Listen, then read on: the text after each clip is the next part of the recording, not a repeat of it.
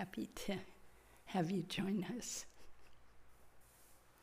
So my name is Zopa, and this is the usual KCC evening meditation every Sunday at 6:30 to 8:30.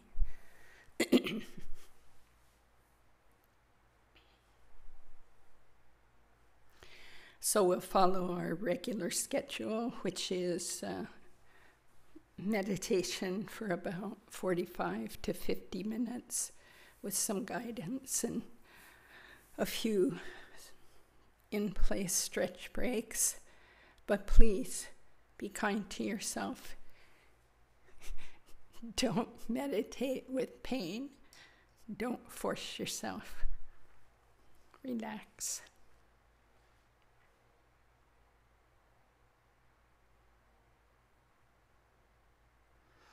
After we meditate together for a while, we'll have a tea break, and downstairs where it's cooler,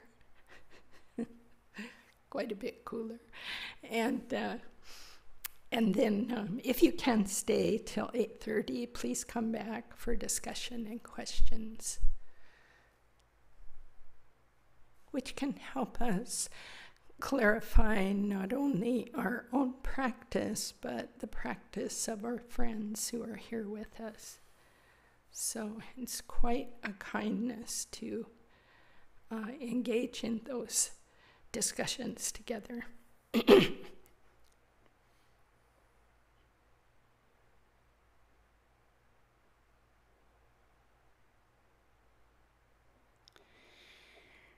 So this is a time that we turn our minds from our lists of things to do, from our worldly difficulties or joys,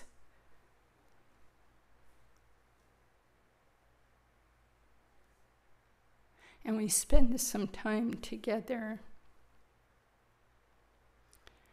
considering what our minds are. What goes on in there when we slow down? And what is it that's aware of all that's going on? What is that awareness?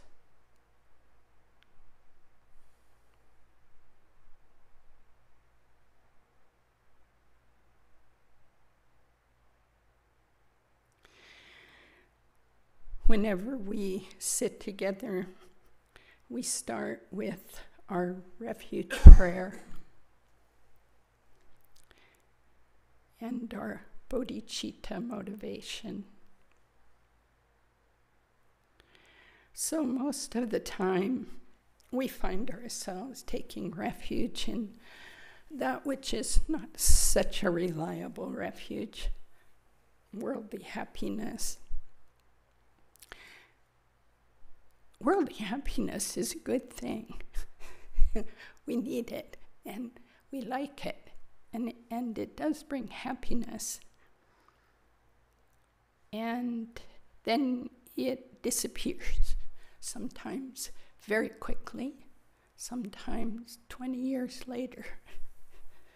But it always disappears. Whereas our Buddha nature, this awareness, this automatic compassion and wisdom never disappears. We can get to a point, the teachers say, through practice where we're aware of it and abide in it constantly. I don't do that, but I wish for it, and I practice toward it. This constant abiding in automatic wisdom and compassion, not two things, wisdom and compassion, completely simultaneous and concurrent. This is the deeper nature of our mind. But if you're like me, that's not my everyday experience. It's not my experience on the cushion. So that's why we practice. And because that's not the habit of our minds built up over beginningless time, certainly built up over towards this lifetime, then we need some help. And that is when we turn to more reliable refuges, the Buddha. Even the name means the awakened one. Buddha, awake. The Dharma, the path taught by awakened ones, the practices. And then the Sangha, those who engage in the practices, but particularly what's called the Arya Sangha, those who have perfected wisdom and compassion.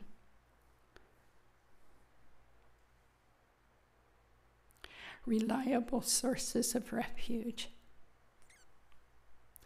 Then we think, okay, why am I here though? Am I just here for myself? That would be quite a good thing, but not enough according to this path. Not enough. As Lama Michael said this morning, our enlightenment depends on other beings. There's no way to do it solo. No one ever has. So,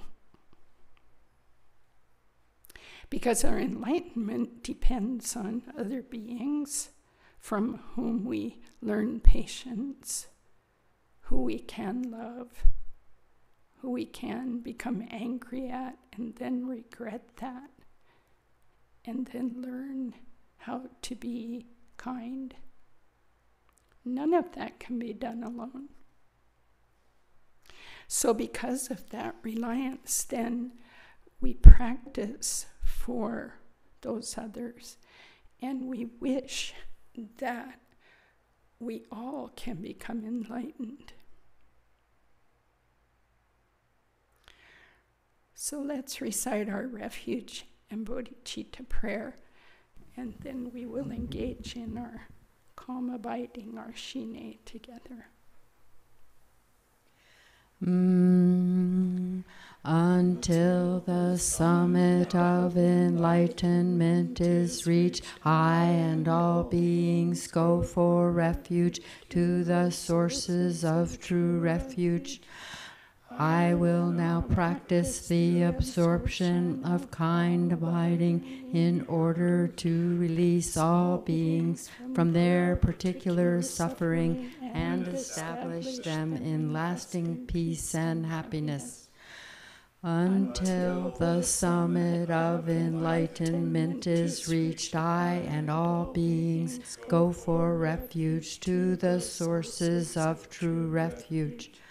I will now practice the absorption of calm abiding in order to release all beings from their particular suffering and establish them in lasting peace and happiness. Until the summit of enlightenment is reached, I and all beings go for refuge to the sources of true refuge. I will now practice the absorption of calm abiding in order to release all beings from their particular suffering and establish them in lasting peace and happiness.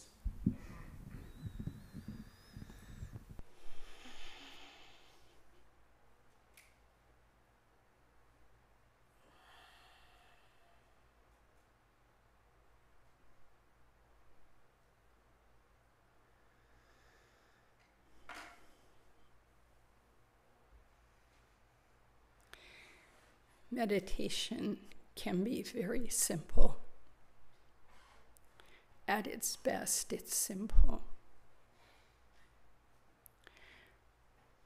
Sometimes we tend to make it very complicated and get in the way of our meditation. So first, relax the body. Find a nice posture with the back firm, fairly straight, not rigid. Then relax the face. Sometimes we scrunch our face up trying. So just let the forehead rest. Let your eyes rest as if they are in a pool of cool water.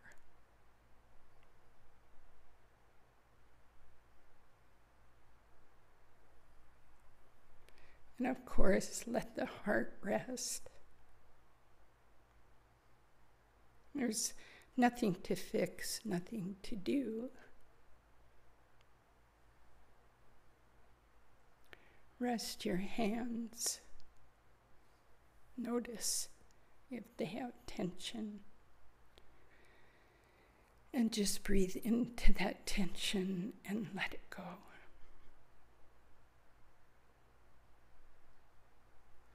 Rest your hips. Rest your belly. Rest your legs. Check in with your feet. And again, let them rest.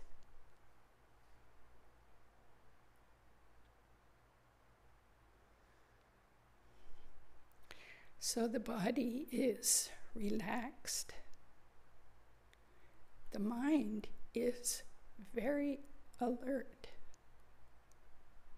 not tense, just aware, awake. The relaxed body can be a support for the very awake mind.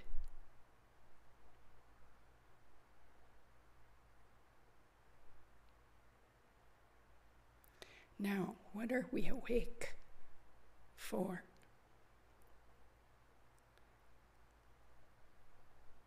Nothing in particular.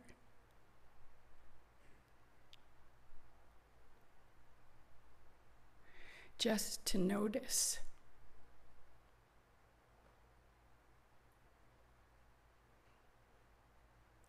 We can notice the kind of mood of the mind.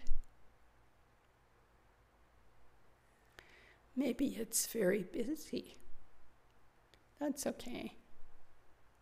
Maybe it's very groggy. That's okay. But the noticer is not busy and not groggy.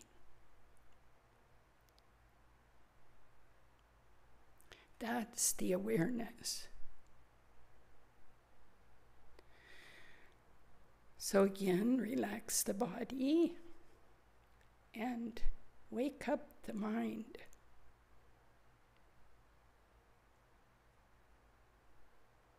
Now there are some very simple tricks, I'll call them, but they're just techniques. If you feel sleepy, it's quite good to open your eyes a little and sit up a little straighter.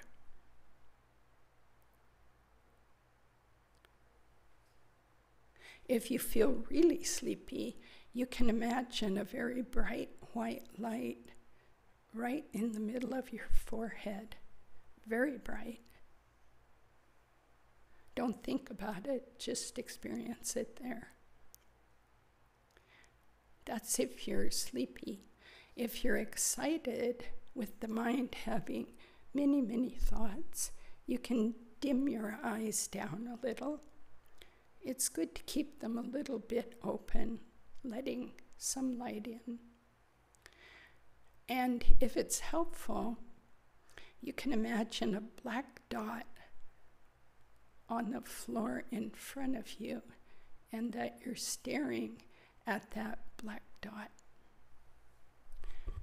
Now that's a technique if you're excited. So let's take a few minutes. First, notice, am I a very busy mind? Dim the eyes, try the black dot, follow the breath. Is my mind sleepy? Open the eyes a little. Bright white light, tiny bright white light in the middle of the forehead. And if you're neither of those, simply relax your body, follow the breath. Now we'll do that for a little while together.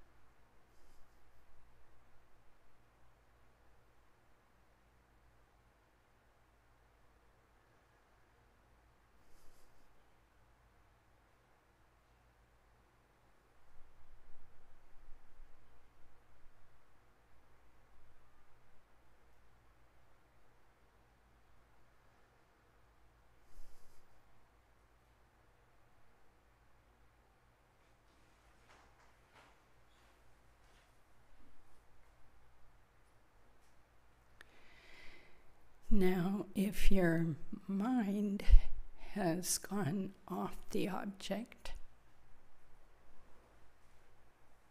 which it will do inevitably, then simply with no judgment, bring it back to your object of meditation, which could be your breath, could be the white dot of light in the middle of your forehead, or it could be the dark dot on the floor in front of you, or it could be an object that many of you who've meditated for a long time know other objects that are useful to you. The point is to notice my mind has wandered. There is no fault in that. There is no problem with that. And there is quite a good situation when you see it. Then you simply bring it back to the chosen object. This we do over and over. This is the training of the mind in concentration, in shine, in calm abiding, the focus. And it's the foundation of every successful practice in Buddhism. If we can't focus, we can't really build too much on top of that. So no fault, no judgment, no problem, just practice with the support of the others here who are doing the same thing. So we'll continue with this, and sometimes I'll make a noise up here. That'll be a formal break to stretch. But if you need to move in the meantime, two things. Take a moment to notice the urge to move before you do it, and then move quietly and gracefully. So enjoy your meditation.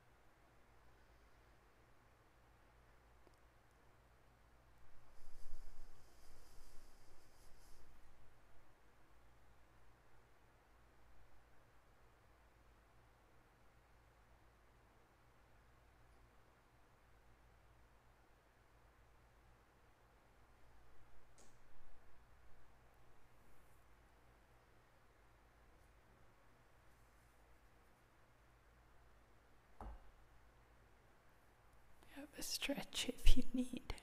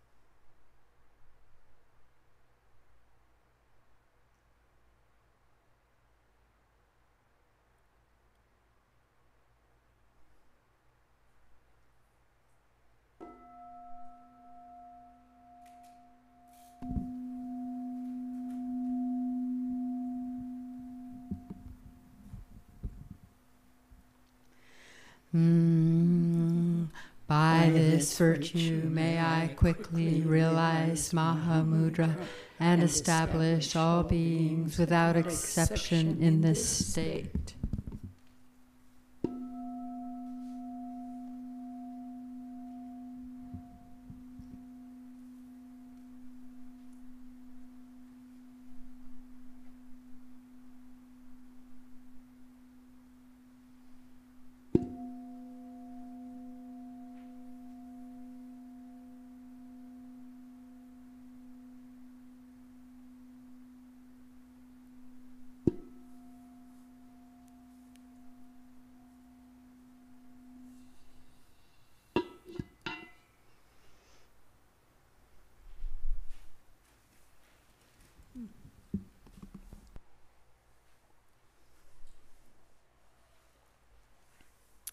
Thank you. So, a few announcements. This week we will have Green Tara practice on Tuesday.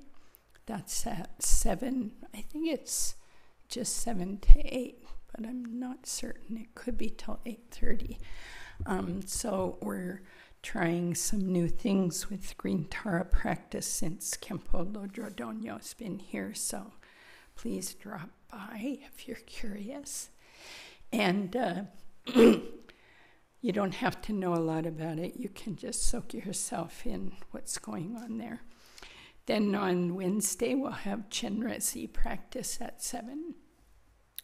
Then we'll, on Thursday, have our mind training group, which is lively and informative.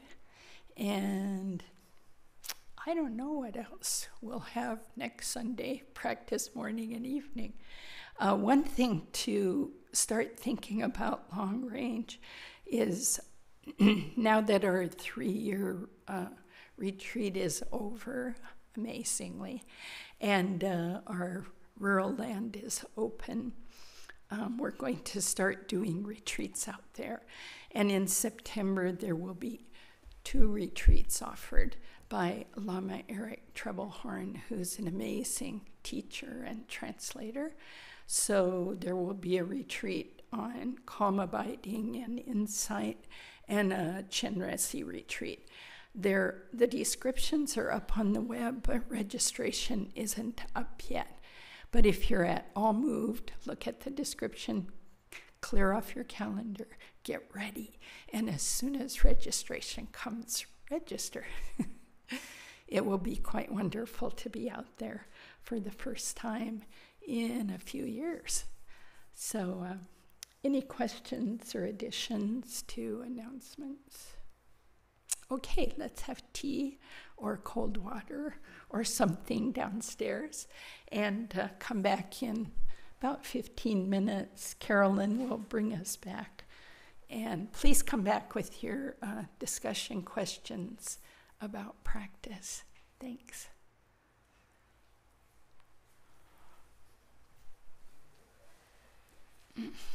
Pat.